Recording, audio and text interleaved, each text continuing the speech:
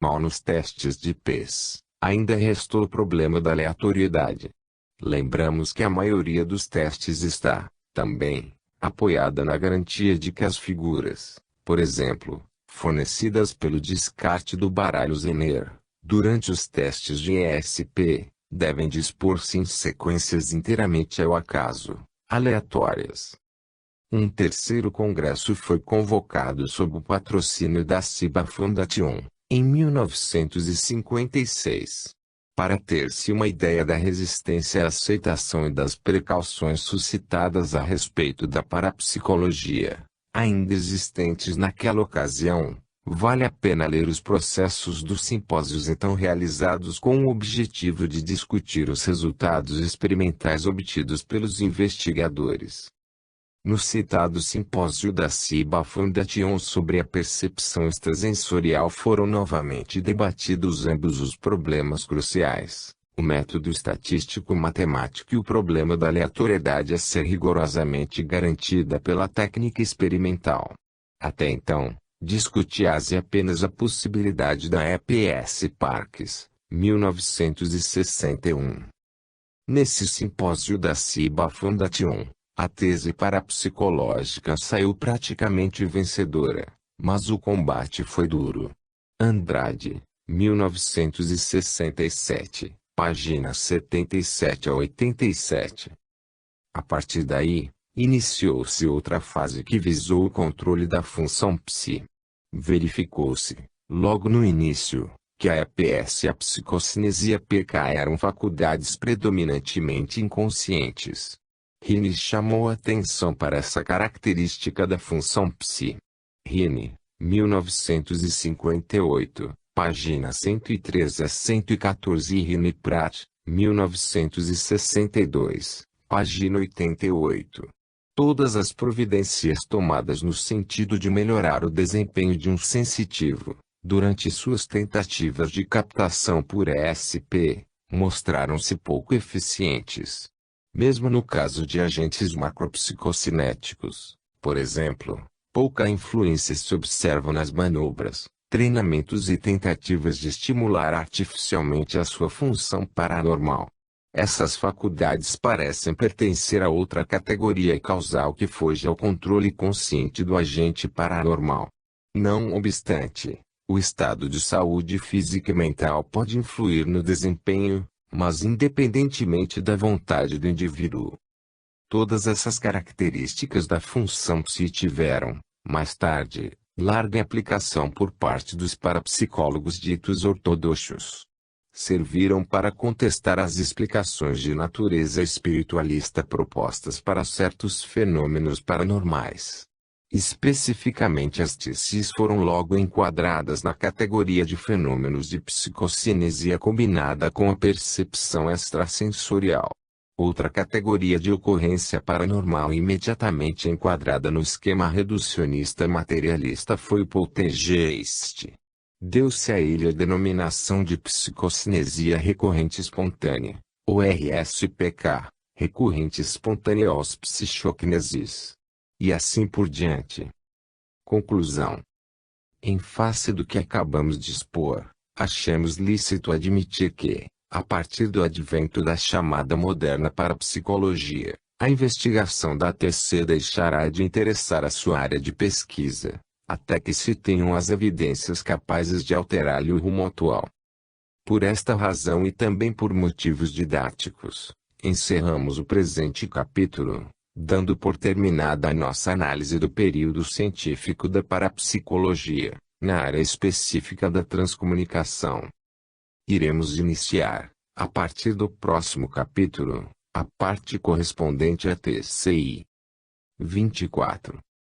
Transcomunicação instrumental, exórdio. E nós descobrimos que o mundo físico conduz, através da própria natureza do espaço, ao interior de um domínio de realidade não física, embora fisicamente efetiva, cujas barreiras nós estamos justamente começando a cruzar. Musés, 1977, página 282. Dificuldades da TCM. Quando nos referimos a uma comunicação por meio de instrumentos, queremos descartar os casos do aparelho vocal, ou outro qualquer órgão anatômico eventualmente usado para receber ou transmitir uma dada informação. Não obstante, tais componentes fisiológicos continuam sendo instrumentos usualmente empregados nas comunicações, sejam elas normais ou paranormais. No caso das TCMs, o médium seria também um instrumento, sem dúvida o mais perfeito e o que permite as melhores captações de informações partidas das inteligências extrafísicas. O único problema é a afinação do aparelho mediúnico, de maneira a eliminar ao máximo as interferências oriundas da mente do sensitivo. Quando se consegue tal eliminação, nenhum outro instrumento logra superar o médium humano em suas possibilidades. Infelizmente, o grande problema da TCM tem sido justamente a afinação do médium. Esse óbice não é tão recente assim, pois ele já foi apontado em algumas comunicações através de bons médiums e constantes da Revue Spirit editada por Allan Kardec. Como exemplo, iremos transcrever um trecho da referida revista. Elo.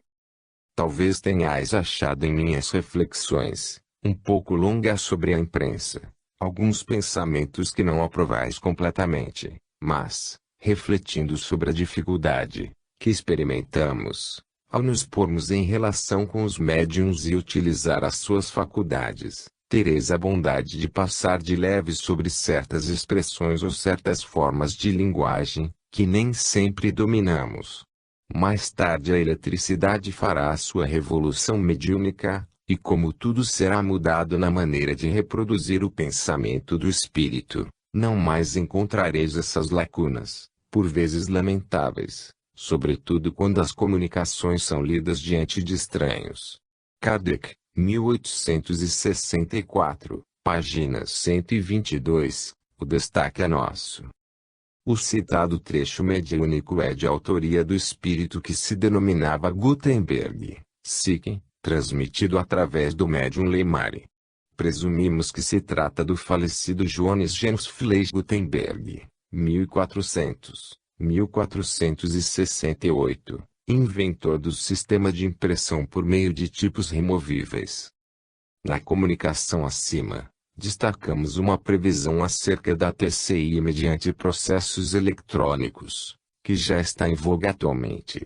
Ao mesmo tempo, é uma informação a respeito das dificuldades que ainda se verificam quanto à confiabilidade das TCMs. Mas, tais óbices concernentes à qualidade do médium humano não são os únicos elementos perturbadores implicados nas TCMs. Os assistentes que compõem o grupo de encarnados que rodeiam o médium, durante uma sessão espírita, também influem ponderavelmente na qualidade das captações mediúnicas. Por melhor e mais fiel que seja um médium, suas transcomunicações são normalmente afetadas pelo participantes das sessões. Enfim, o médium humano, pela delicadeza e sensibilidade que caracterizam, não só como instrumento altamente complexo e sujeito a um enorme espectro de influências, como pela natureza de seu psiquismo, dificilmente conseguirá produzir transcomunicações absolutamente fiéis. Um outro óbice, talvez o mais difícil de superar, é a desconfiança dos que recebem uma comunicação por via mediúnica. É raro encontrar-se, principalmente na época atual, quem ainda não esteja contaminado pelas teorias psicológicas e parapsicológicas mais em voga. Desse modo, há sempre à disposição dos cépticos um punhado de explicações paralelas, cuja finalidade seria reduzir os fenômenos tidos como da natureza espirítica, a meras ocorrências psicofisiológicas de fácil interpretação. Dificuldades também na TCI. A transcomunicação através de instrumentos e sem a direta intermediação humana poderia oferecer aos cépticos a garantia necessária de que o médium não está influindo na captação das mensagens.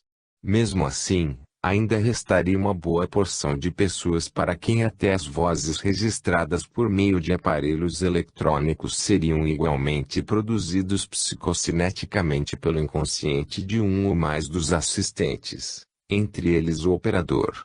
Para o caso das mesas girantes, por exemplo, é difícil achar um parapsicólogo ortodoxo cuja interpretação não seja esta.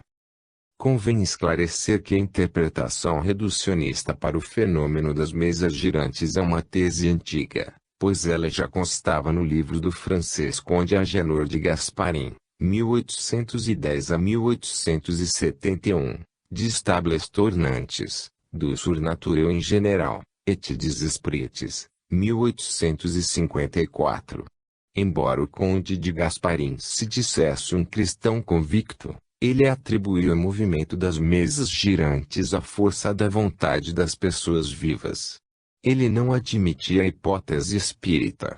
Fodor, 1974, página 151, e Playfair, 1985, página 169 a 200. Kenneth J. Batchelor e as mesas girantes. Uma semelhante interpretação reducionista foi adotada pelo falecido psicólogo clínico Kenneth J. Batchelor, de Devonshire, Inglaterra, entre 1964 e 1967. Batchelor levou a efeito mais de 200 sessões de mesa girante, tendo usado variadamente 9 diferentes tipos de mesa.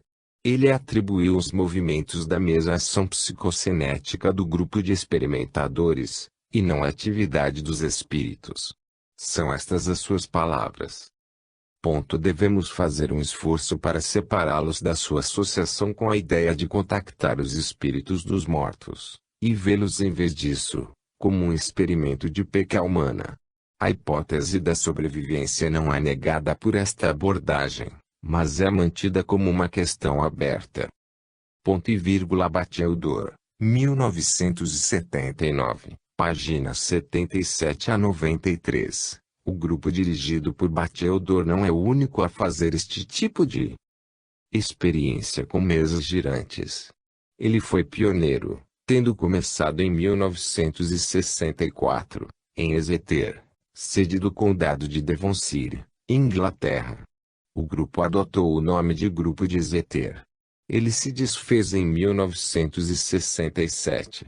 Vários outros grupos sucederam ao de Exeter.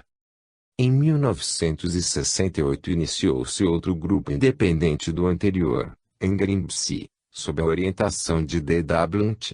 Grande parte da tecnologia do grupo de Exeter foi transferida para o de Grimsby por Brooke-Smith, que fora um membro do de Exeter. Em 1971, Brooke-Smith fundou o grupo de Daventry. Brooke-Smith é um engenheiro e tentou levar a efeito controles e medições dos efeitos conseguidos, a fim de estudar a natureza da força desenvolvida nesse tipo de fenômeno. Philip e Lilith, 2 espíritos fictícios. De todos os grupos, o que produziu os fenômenos mais curiosos foi o de Toronto, Canadá, conhecido como o Grupo de Philip.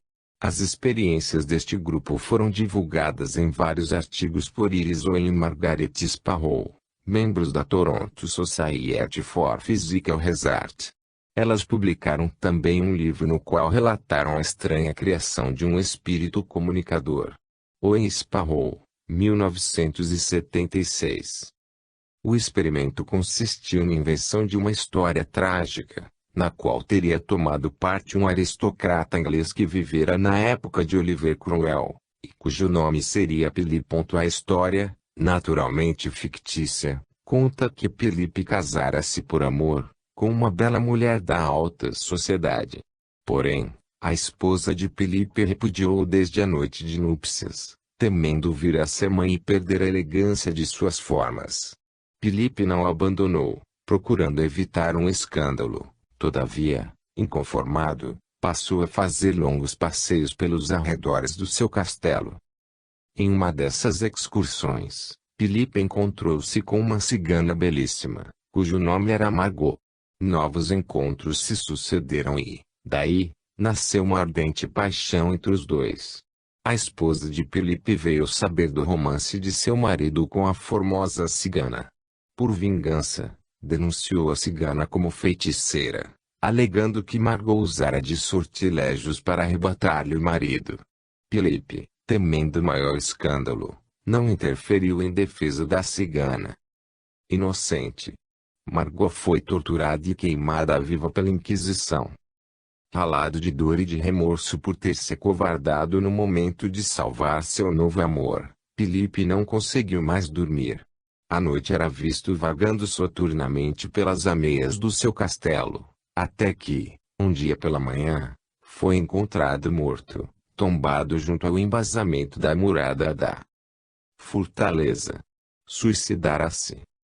Após algum tempo, os habitantes do castelo e das suas imediações passaram a avistar, em noites de luar, o espectro de Felipe vagando por entre as ameias do castelo, tudo também fictício. A partir de 1972, vários membros da Toronto Society for Physical Research tentaram evocar o espírito de Felipe. Para isso combinou-se que cada um dos pesquisadores se cientificasse bem de história de Felipe. Para melhor visualização do caso, foi providenciado um retrato de Felipe em tamanho grande, o qual passou a figurar na sala de reuniões. Durante muito tempo, o grupo composto de 5 mulheres e 3 homens tentou obter uma comunicação com o espírito de Felipe, mas sem resultados. Estavam para desistir quando tomaram conhecimento do método Bateldor. O grupo canadense resolveu, então, adotar o sistema da mesa girante. O resultado foi positivo e, logo às primeiras sessões, a mesa começou a produzir indícios da presença do pretenso espírito. Ele fez-se anunciar por meio de raps e, daí por diante, através de pancadas e outros sinais sonoros, foi estabelecido, definitivamente, o contacto com o espírito de Felipe. Este deu minuciosas informações acerca de sua vida aqui no além.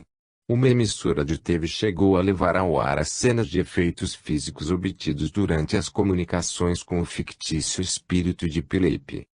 A experiência foi repetida por outro grupo de investigadores da mesma sociedade. Inventou-se um novo personagem, Lilith, uma heroína da resistência francesa durante a Guerra Mundial. Traída por seus companheiros, foi tragicamente fuzilada por um pelotão inimigo. Usando-se o método Bateldor, foram obtidos resultados semelhantes ao do espírito de Felipe. No artigo de Bateldor, citado anteriormente, há breve referência a casos de gravação de vozes em fita magnética, tipo Raudive, obtidas pelo mesmo sistema de PK em grupo. A informação é dada por meio de uma nota ao pé da página. Aqui está. Desde que isto foi escrito, os últimos relatórios de Toronto descrevem como a colaboração entre este grupo, o grupo de Lilith, e o grupo de Felipe tem levado Felipe a manifestar-se como tipo Raudive. Uma vez que Felipe é fictício, este importante resultado demonstra nitidamente que alguns, se não necessariamente todos, fenômenos de voz eletrônica originam-se da PK, psicocinesia, e não de espíritos. Verne Horizons 2, 3, Juni, 1977. O mesmo contém um relatório de Iris Owen sobre o 4º ano de Felipe e menciona ainda mais grupos. Bateldor, 1979, página 82, nota. Comentários. Essas experiências tão estranhas sugerem que a função PK deve ser um atributo natural da criatura humana viva. Em condições especiais ela pode exteriorizar-se e agir sobre os objetos materiais. Todavia, testes rigorosos têm revelado que os fenômenos oriundos da ação das funções paranormais, telepatia, clarividência, precognição e psicocinesia, escapam a um enquadramento dentro do sistema das leis conhecidas e admitidas como governando os fenômenos normais. Eles parecem emanar de uma outra natureza relacionada com a essência puramente fisiológica da criatura humana. A evidência de que todo ser vivo deve possuir a função psi, em maior ou menor grau, seria, então, uma faculdade inerente à vida. Outros fatos ligados à presença da função psi têm revelado que ela é profundamente inconsciente. Devido a essa característica, ela se torna dificilmente controlável. Essa razão pela qual não se conhecem meios de produzir voluntariamente, de maneira direta e infalível, os fenômenos paranormais. Sua obtenção é conseguida através de tentativas e, sobretudo, à custa de artifícios ao invés da vontade direta. Quando ocorre um fenômeno de psicocinesia, estamos assistindo à exteriorização da função PK. Provavelmente ela joga um papel fundamental em nosso organismo, pois a função PK parece ser aquele fator que desencadeia os nossos atos motores voluntários fisiológicos. As demais funções do elenco psi também devem fazer parte do nosso psiquismo. A realidade da função psi é já uma evidência bem estabelecida, revelando de maneira consistente que a nossa natureza integral possui um componente ainda mal conhecido, fator psi, capaz de interagir com a matéria. Da interação desse fator psi com o fator matéria de um organismo, resulta aquilo que conhecemos como sendo o ser vivo. Quando a parte material do organismo vivo perece, a sua contraparte psi permanece sem sofrer destruição, pois sua essência não é a matéria física. Ela parece ser constituída de outra espécie de matéria, uma matéria psi, não perecível. Andrade, 1986. Se, mesmo ainda ligada à matéria orgânica do ser vivo, a contraparte psi pode manifestar-se, imitando a presença fictícia de um pseudo-espírito como o de Filipe, com maior razão ela poderá comunicar-se por meio das mesas girantes, quando liberta do corpo físico, isto é, sob a condição de espírito legítimo e livre. Os fenômenos obtidos com os grupos do tipo Bateldo vêm, pois, reforçar as afirmações do espiritismo concernentes à comunicabilidade dos espíritos dos mortos. Os fenômenos de desvile, episódio das irmãs Fox, ocorreram, todavia, em circunstâncias um tanto diferentes das dos aludidos grupos de Bateldor. A iniciativa partiu dos próprios espíritos que procuraram comunicar-se por meio de ações psicocinéticas, produzindo raps, aportes, acionando as mesas girantes, etc. Eles aqui ensinaram tal processo de TCI. Agora, a iniciativa parte de grupos como os de Bateldor, cujo objetivo é verificar a realidade da psicocinesia. Desde que não há como controlar a função psi pela vontade direta, exceção de alguns agentes poderosos como colagina, geler, Ermolaev, Elvira e outros, usam-se os métodos capazes de, inconscientemente, exteriorizarem a PK. O expediente de inventar espíritos fictícios parece dar bons resultados. Ou mais de um, dos membros do grupo representaria, inconscientemente, o papel de Filipe. E um espírito também que está se comunicando, mas é o espírito de um vivo. Não fosse isto, como poderia a mesa dar respostas inteligentes e congruentes às perguntas dos assistentes? Isto posto, é o caso de alguém perguntar, será que alguns desencarnados galhofeiros, e os há em grandes números, não estariam, também, fazendo gozação com estes grupos? Nem sempre a seriedade dos de cá obrigará a um comportamento sério por parte dos de lá. Além disso, o resultado depende das intenções, tanto quanto a colheita está na dependência da semeadura que se faz. Neste ponto, convém citar o seguinte trecho do Livro dos Médiuns. Como é então que, tendo evocado animais, algumas pessoas han obtido resposta? Evocam rochedo e ele te responderá. Há sempre uma multidão de espíritos prontos a tomar a palavra sob qualquer pretexto. Kardec, 1861, capítulo 25, item 283, questão 36ª. Conclusão. Como podemos observar, já no século XIX, Allan Kardec menciona o fato de qualquer evocação ser atendida, ainda que por espíritos brincalhões. Isso não desmerece, de forma alguma, o valor e a conveniência da TCM. Apenas serve de alerta para a análise das mensagens recebidas, seja por TCM ou também por TCI. Entretanto, as mensagens obtidas por TCI são mais fiéis e autênticas no tocante à fonte que as origina. Mas a autenticidade não significa nível elevado de qualidade. Por isso, com mais razão, as TCIs exigem, ainda, maior cuidado na sua análise e avaliação. O prévio estudo das obras de Allan Kardec será muito útil àqueles que irão tentar a prática da TCI. 25. Primeiras ATCIs com instrumentos elétricos. Você não pode adquirir a experiência fazendo experimentos. Você não pode criar a experiência. Você deve submeter-se a ela.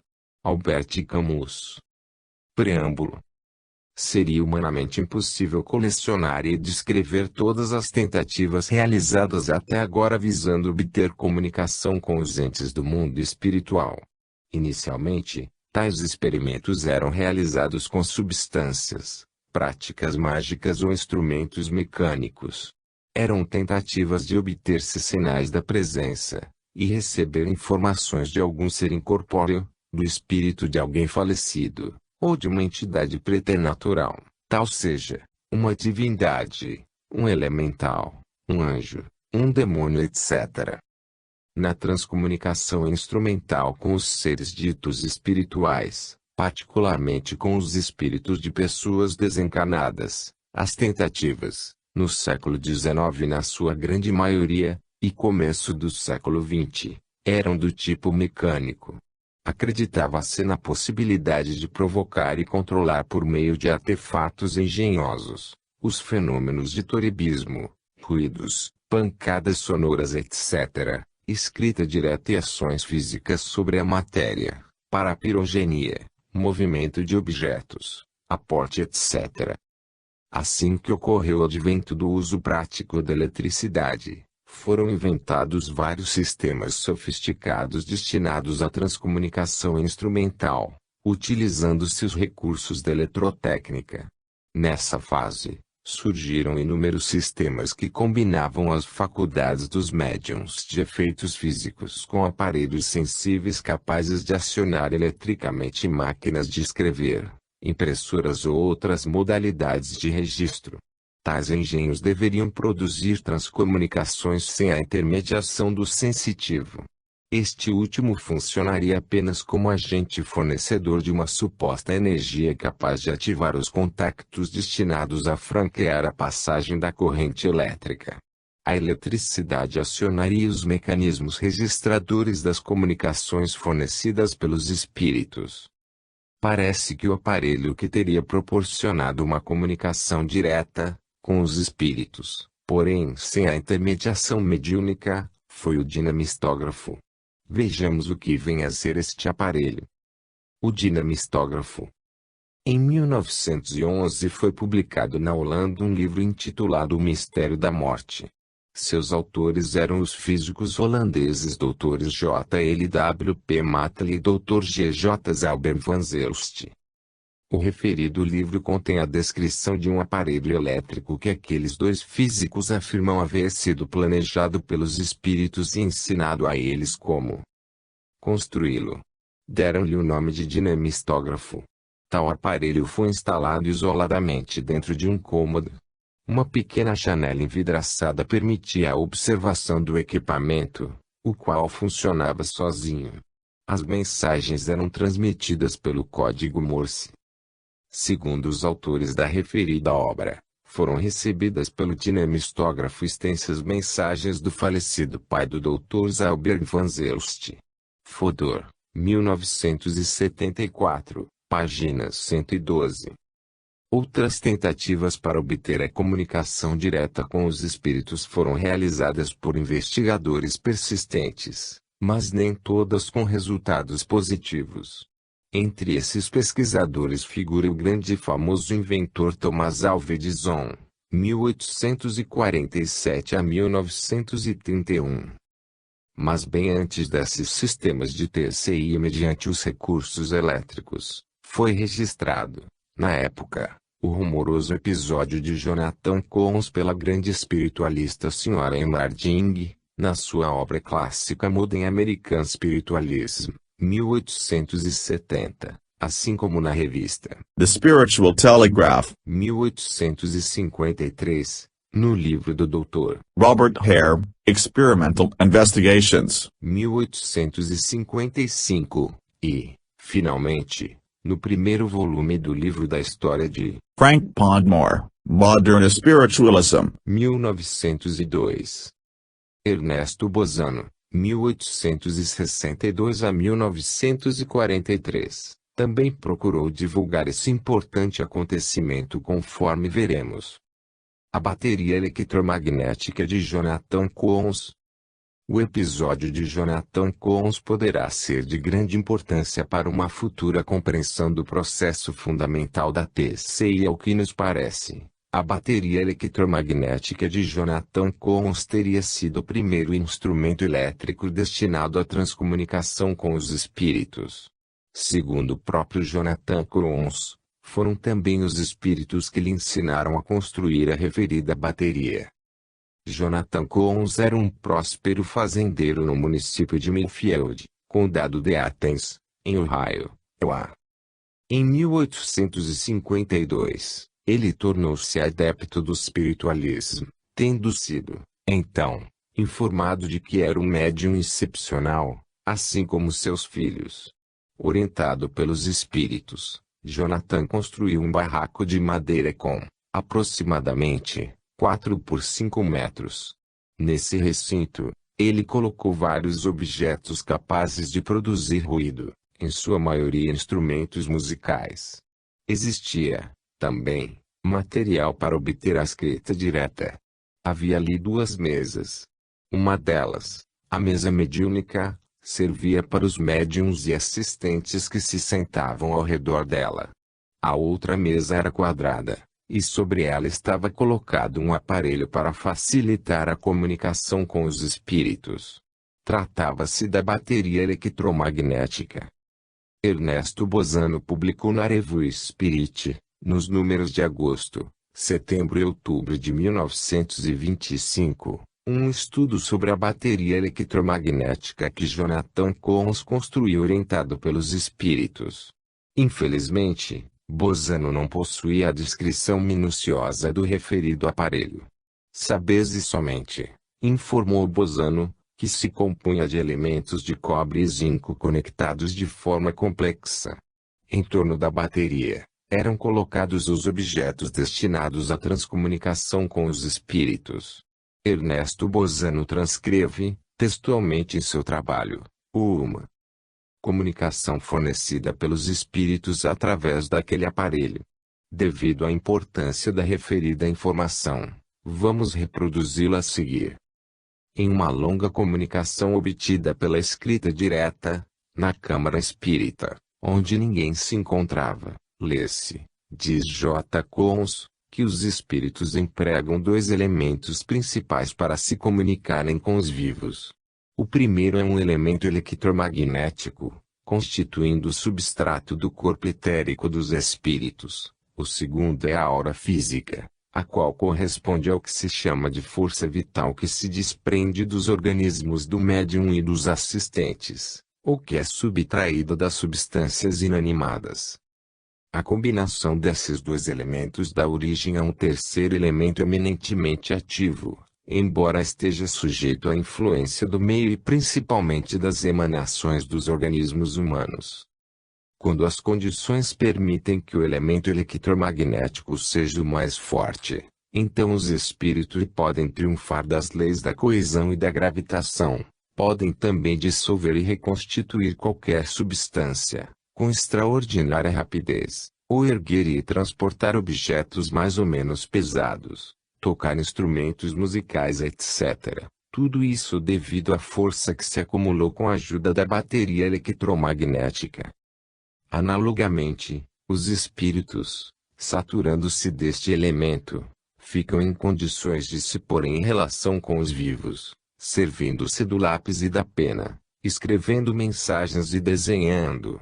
E neste estado que se manifestam por meio de pancadas e de ruídos, que dão origem a fenômenos vibratórios, ondulatórios e luminosos, ou que condensam a vibrações sonoras de modo a reproduzirem a voz humana falando e cantando. Marty 1930, páginas 203 a 204. Os espíritos guias de J. Cons explicaram que, para produzirem os fenômenos variados e poderosos de que se serviam para impressionar a imaginação, utilizavam um grupo de espíritos inferiores muito terrestres, atraídos pelo mundo dos vivos, que eram os únicos em condições de manipular os fluidos dos médiuns e de os empregar, sob a direção e vigilância de espíritos superiores. Opus City. Página 205. Pelas informações que restaram até agora, parece-nos que a finalidade do trabalho conjunto dos espíritos com a família Cons era fornecer evidência acerca da sobrevivência e da comunicabilidade dos desencarnados. Como irá ver-se mais adiante, há sempre um grupo de espíritos operando os fenômenos, a partir do plano espiritual, em conexão com os encarnados possuidores de determinada faculdade paranormal. De acordo com as informações obtidas de variadas fontes, deve ser imprescindível a disponibilidade de uma substância ou energia capaz de servir como intermediária entre o espírito e a matéria, a fim de possibilitar uma interação mútua por parte desses elementos. Esta substância, ou energia, toma várias denominações, conforme a fonte de informação. O Livro dos Médiuns de Allan Kardec, capítulo 4, trata minuciosamente das manifestações físicas, descrevendo em detalhes o mecanismo desses fenômenos. Kardec, 1861. Há evidências de que a referida substância é capaz de intermediar a ação dos espíritos sobre a matéria, durante algumas TCs, seja uma modalidade de ectoplasma produzido sobretudo pelos operadores e assistentes humanos. Seria um estado gasoso do referido ectoplasma. E possível que as entidades espirituais obtenham, também, das estruturas vegetais e minerais, uma substância semelhante ao ectoplasma animal. Andrade, 1984, páginas 173 a 174, Xavier, 1945, páginas 112. Na composição do ectoplasma deve entrar algo da parte dos espíritos. Conforme já mencionamos anteriormente, os espíritos informaram a Jonathan Cons que na produção dos fenômenos de efeitos físicos, além dos agentes desencarnados, intervinham os seguintes fatores. 1. Um elemento eletromagnético qualificado substratum do corpo etérico dos espíritos operadores. 2. A aura física que emana dos organismos do médium e dos assistentes, ou é subtraída a substâncias inanimadas. Marty, 1930, página 205. Marty crê-se que, segundo os guias espirituais, a aura e a força vital seriam coisas da mesma natureza, questão apenas de nomenclatura. Todavia, Marty é de opinião que a aura é o fluido dos assistentes difere da dos médiuns. Ele observa que o fluido emanado dos médiuns geralmente basta para produzir os fenômenos. Entretanto, o dos assistentes, embora possa contribuir para a produção dos efeitos, por si só não provocam resultado algum. Marty admite que existe uma diferença entre os fluidos do médium e os dos assistentes, não médiuns. Ele afirma que no fluido dos médiuns predomina o elemento elétrico, o dos assistentes é de natureza magnética.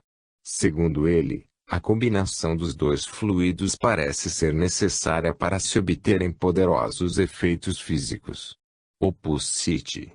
Páginas 205 a 206. Marty é um pesquisador pouco conhecido atualmente. Entretanto, pela sua tese apresentada no Congresso Espírita Internacional, de 7 a 12 de setembro de 1928, vê-se que ele foi um excelente investigador dos fenômenos paranormais objetivos, fenômenos de efeitos físicos. Mas, voltando a focalizar o episódio de Jonathan Collins, verifica-se que ele e sua família eram assistidos por um grande grupo de espíritos. Nandor Fodor, 1974, informa que seu número atingia 165 entidades. Tais espíritos diziam-se pertencentes a uma raça de homens conhecidos pelo título genérico Adão, que significa barro vermelho. Todavia, ao que parece eles teriam sido muito anteriores ao Adão bíblico.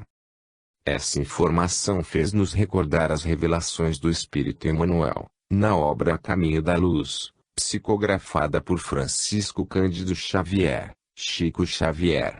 O capítulo 3 tem o título As Raças Adâmicas, e trata das origens mais remotas das primitivas raças humanas surgidas nos albores da história. Xavier, 1938. Prosseguindo na informação, aquelas entidades afirmavam que seus chefes eram os mais antigos anjos, um dos quais, chamado Ores, exercia o cargo de instrutor do círculo. A particularidade mais marcante era que geralmente tais espíritos assinavam suas comunicações com a denominação King, Rei. Em outras ocasiões denominavam-se servo e discípulo de Deus. O mais conhecido desses espíritos foi John King. Esta entidade participou de inúmeras manifestações de efeitos físicos com vários médiuns, a partir da metade do século XIX, na Europa. As suas manifestações mais notáveis ocorreram com a médium italiana Elsa Pia Palladino, 1854 a 1918. De acordo com o próprio espírito John King, ele fora o famoso pirata Henry Morgan, 16.357 a 1688, a quem Charles II, 16.601.685, nomeou governador da Jamaica, 1680 a 1682.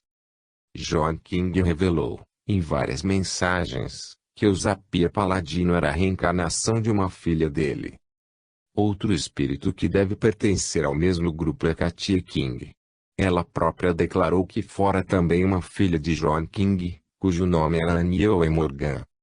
As transcomunicações obtidas por Jonathan Collins eram ruidosas e, aparentemente, destinavam-se sobretudo a provocar impacto, atraindo a atenção das pessoas para a realidade da sobrevivência e comunicabilidade dos espíritos após a morte do corpo físico. Pareciam haver sido planejadas com o intuito de ajudar a divulgação do espiritualismo entre as criaturas humanas ainda fortemente influenciadas pelas religiões dogmáticas e intolerantes, predominantes do Ocidente. Entre os detalhes a respeito das sessões realizadas por Collins e descritas por Charles Partridge, no jornal americano Spiritual Telegraph, de 1855, há um episódio que nos chamou a atenção. Ele conta que cerca de 20 a 30 pessoas se reuniam no barracão, e uma vez o círculo formado, as luzes eram apagadas. Logo a seguir, os tambores ali colocados começavam a rufar fortemente, produzindo intenso e aterrador ruído, durante 5 minutos ou mais. Quando cessavam os tambores, ouvia-se a voz de John King saudando os assistentes, através de um megafone, e perguntando quais as manifestações desejadas. O seguir, era tocada nos instrumentos uma peça introdutória. Fazia-se silêncio na assistência e começava a ouvir-se um coro de vozes humanas. Inicialmente as vozes eram débeis como se estivessem muito distantes. Depois, o volume ia aumentando gradualmente até tornar-se normal, ressoando no interior do recinto, de forma inexplicável e muito harmoniosa. Atualmente ocorre fenômeno semelhante na Itália, na cidade de Grosseto, onde Marcelo Batti e seu grupo praticam a TCI por meios eletrônicos. Não se trata de sons que surgem diretamente no meio do ar incômodo, como no tempo de Jonathan Coons. O som parte do alto-falante de um aparelho de rádio que capta as ondas emitidas pelos espíritos. Ao que parece, estes possuem estações emissoras situadas no plano astral. Ao final de cada sessão de TCI, um dos companheiros de Marcelo Batti solicita um coro para o encerramento, e logo é atendido pelos espíritos. Ouve-se, então, um canto executado por um conjunto de várias vozes humanas, surpreendentemente harmonioso e rico. Batti, 1985, gravação que acompanha o livro. O fenômeno de música sem instrumentos não é tão raro, e tem sido relatado, ao longo da história, por testemunhas sérias, bem como descrito em várias crônicas e obras sobre fenômenos paranormais. Assim, por exemplo, as cartas do pastor Jurieu, 1689, referem-se a dezenas de ocorrências, com os nomes das testemunhas, de música transcendental ouvida durante a perseguição dos huguenotes na França. Fodor, 1974, página 258. Apesar das fortes evidências da intervenção dos bons espíritos nas sessões propiciadas por Jonathan Coons, este não escapou ao ataque das forças das trevas. Seus vizinhos passaram a molestá-lo e a sua família. Deitaram fogo nas suas plantações, incendiaram as suas cocheiras e espancaram seus filhos.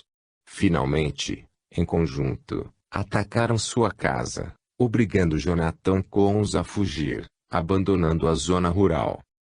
Porém Coons não desistiu de sua missão. Passou a perambular por várias localidades, onde exibia publicamente seus dotes mediúnicos. Com isso ele efetuou um grande trabalho de propaganda pela causa do antigo espiritualismo americano. John Tippie. Jonathan Coons não foi o único médium a possuir uma bateria eletromagnética construída por orientação dos espíritos. Distante cerca de 3 milhas havia uma outra fazenda vizinha à propriedade dos Coons, onde morava a numerosa família de John Tippie. Os Tippies possuíam 10 filhos, todos médiuns. Esse homem também recebeu orientação do mesmo grupo de espíritos, e montou uma bateria igual à de Jonathan Coons, alojando-o em um recinto semelhante ao que este último construiu. As sessões realizadas pelos Tippies eram do mesmo estilo das levadas a efeito pelos Coons. Fodor, 1974. Conclusão. Sempre houve tentativas de obter comunicações diretas dos espíritos por meio de aparelhos, de modo a evitar a intermediação mediúnica. O fenômeno da voz direta foi diversas vezes aproveitado em combinação com os primeiros aparelhos eletrônicos, como um microfone acoplado aos fones de ouvido. Mas, sempre se fazia necessária a intervenção do médium capaz de provocar a voz direta. Foi uma tentativa desse tipo que deu origem às gravações de vozes, conforme relataremos mais adiante. 26. Tentativas de transcomunicação sem o médium humano. Dubitando a veritatem pervenimus, duvidando chegamos à contil verdade. Cícero, de Officiis. Tentativas de transcomunicação sem o médium humano. A mediunidade, como é aceito por certo número de pessoas, parece ser uma faculdade normal da espécie humana. Ao emitirmos este juízo, não estamos querendo afirmar que todos aqueles que conhecem o significado do vocábulo mediunidade aceitem a realidade dessa faculdade humana. Do mesmo modo, não pretendemos dar como demonstrada a possibilidade da transcomunicação com as entidades espirituais, através de médiuns humanos. Apenas queremos informar que, baseados na crença da possibilidade da transcomunicação com supostos habitantes do plano espiritual, alguns pesquisadores sérios tentaram também obter tal espécie de intercâmbio, sem o emprego da intermediação humana. Não obstante o significado estrito da palavra médium, Tais tentativas quase sempre dependeram da presença de um agente humano capaz de fornecer para isso uma espécie de energia ou substância. Daí chamar-se, indiferentemente, de médium aquelas pessoas que, embora não funcionando como intermediários na comunicação com supostos seres inteligentes do além, parecem facilitar esse tipo de intercâmbio de informação. Às vezes, a simples presença de tais agentes propicia e leva ao êxito, por exemplo, uma TSI, usando-se aparelhamento modestíssimo. Temos observado, também, que grupos bem equipados tecnicamente compostos por elementos competentes, investidos de paciência e boa vontade, passam anos tentando a TSI, obtendo apenas algumas migalhas de comunicação e, na maioria das vezes, absolutamente nada. Tais fatos fazem-nos acreditar na influência de determinadas pessoas na obtenção das TSIs. Esses indivíduos, embora sem funcionarem como médiums, seriam na realidade autênticos catalisadores da TSI. Vamos, a seguir, fornecer mais algumas informações a respeito das tentativas para conseguir-se TSIs sem médiums. As tentativas de Weinberger.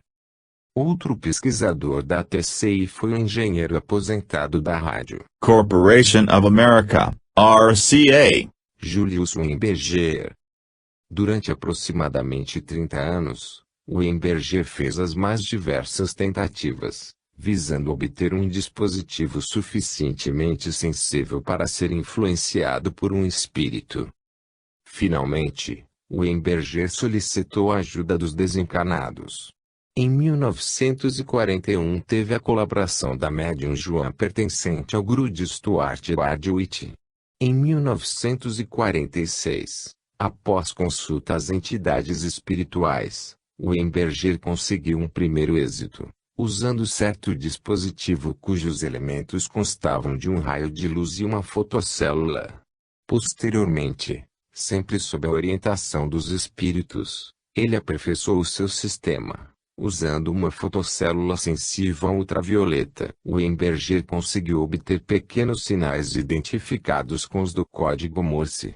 Mas, a conselho dos próprios espíritos, teve de cancelar esse tipo de experiência.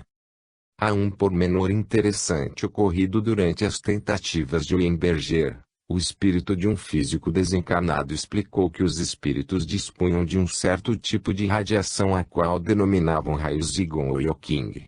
Tal radiação pode atuar sobre as pessoas, mas não sobre os aparelhos físicos.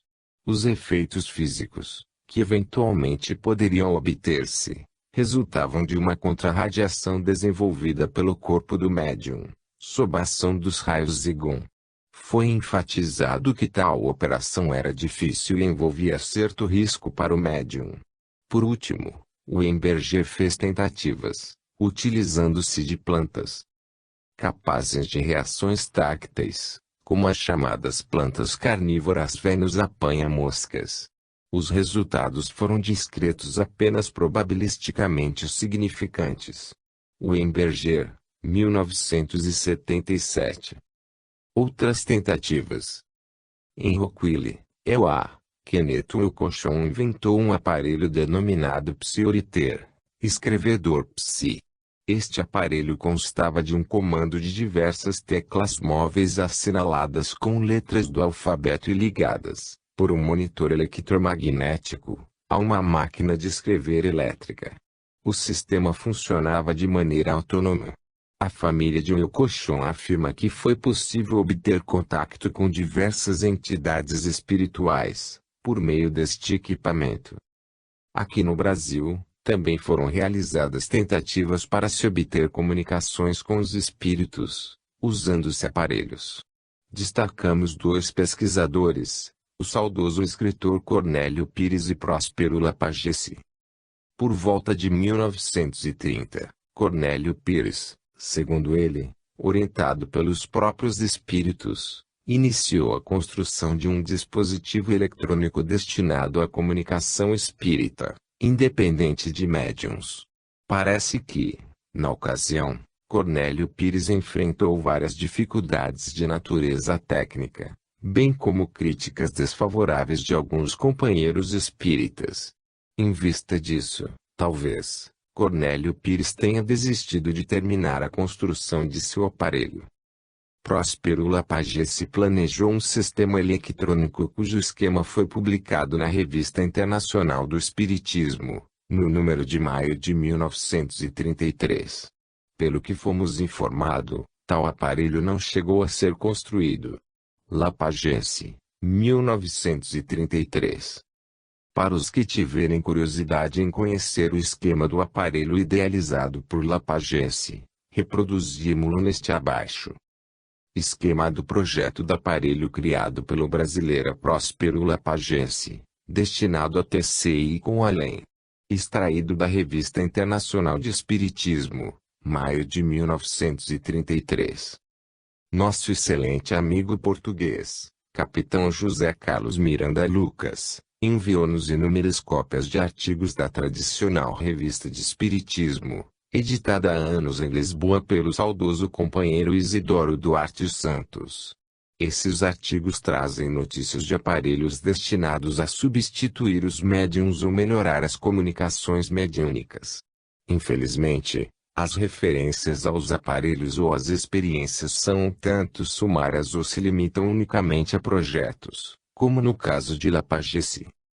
A título de ilustração, transcrevemos apenas as seguintes informações colhidas no número 1, ano 4, janeiro e fevereiro de 1930 da Revista de Espiritismo, página 33. Um aparelho que permite a comunicação sem médium. The Harbinger of Light Afirma no interessante artigo, que o Sr. B.K. Bida, Scana Spiritualist Church, construiu um aparelho, a que deu o nome de reflectógrafo, que lhe permitiu comunicar com o mundo invisível, tendo feito demonstrações perante os mais eruditos espíritas de Londres, entre os quais se contavam Sir Conan Doyle e sua esposa Horácio Leave, bem como alguns membros eminentes da Sociedade Americana de Investigações Psíquicas. Parece que Sir Conan Doyle sintetizou, depois das experiências, a sua opinião sobre o aparelho na seguinte frase: creio que assistimos hoje ao aparecimento de uma das maiores invenções que jamais apareceu no nosso mundo. Sabe-se quanto tem interessado alguns dos mais ilustres homens da ciência actual, uma descoberta desta natureza. As opiniões de Thomas Edison, o conhecido inventor, expendidas numa entrevista dada a The People sobre este assunto, devem recordar-se a propósito, porque elas muito valorizam o espiritismo. Os nossos meios actuais de receber mensagens do além são ainda muito imperfeitos, mas isto não é uma razão para que não procuremos aperfeiçoá-los, e mais depressa chegaremos à grande via que leva à solução do maior problema da nossa época.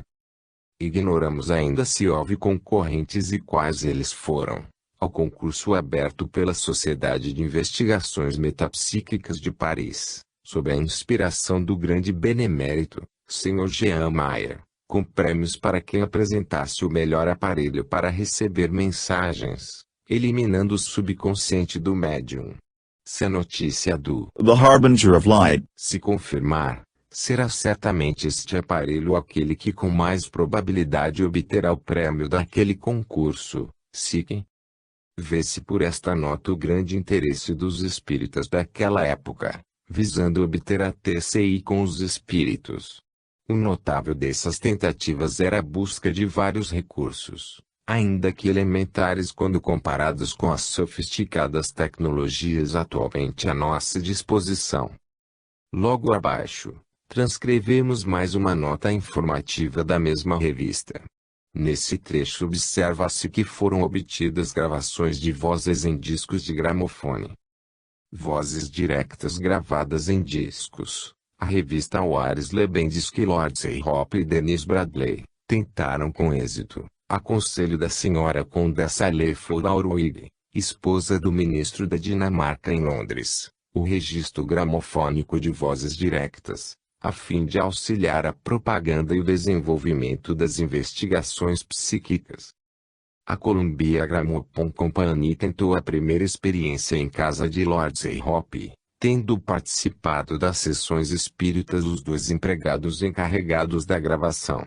As numerosas vozes directas produzidas, por intermédio de Valiantini, foram amplificadas e registradas, em várias línguas, como o inglês, o indiano, o hindustânico, o italiano e o francês, Sikh.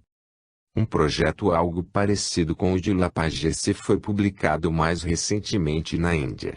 Trata-se do aparelho planejado pelo professor J. B. Shikalgar, do Pune College, Pune, Índia. O esquema do referido aparelho consta da revista indiana Leaf